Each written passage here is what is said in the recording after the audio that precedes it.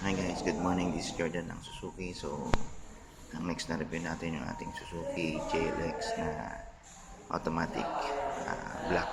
Okay. So, ito yung SE. Okay, so yan yung sa harap. Okay, so kung mapapansin nyo, ito, naka-mags na siya na maganda. Yan. Okay. Sa harap, yung grills niya. Okay. Sa ilaw. Yung fog lamps. Okay, side view natin. Kalitan ng konti. Para mas makita natin. Okay. Ikot tayo. Kita natin yung likod. Ito yung likod. Okay. So, tayo sa loob. Para makita natin yung console niya. Okay.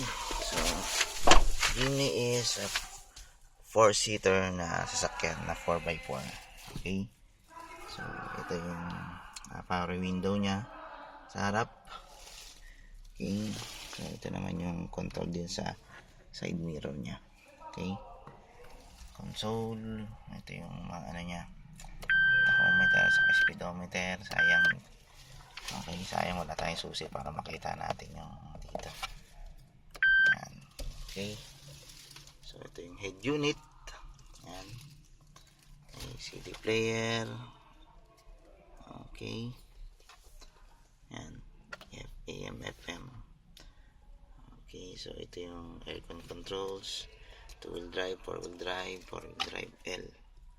Okay. So, ito yung 12 watts para sa mga charger. Okay. Yan. So, ito automatic. Okay. So, ito yung mga cup holder nya. Isa rito. Merong dalawa rito. Okay. So, yan. Glove box. Okay. So, mula rito sa likod. Yan. Okay. Dalawa. Ilaw. Okay. Okay. So, ano pa ba? Wala na. So, doon tayo sa likod nya. Pasok tayo. Sa likod. Sa likod. Yan. So, ito yung itsura ng likod.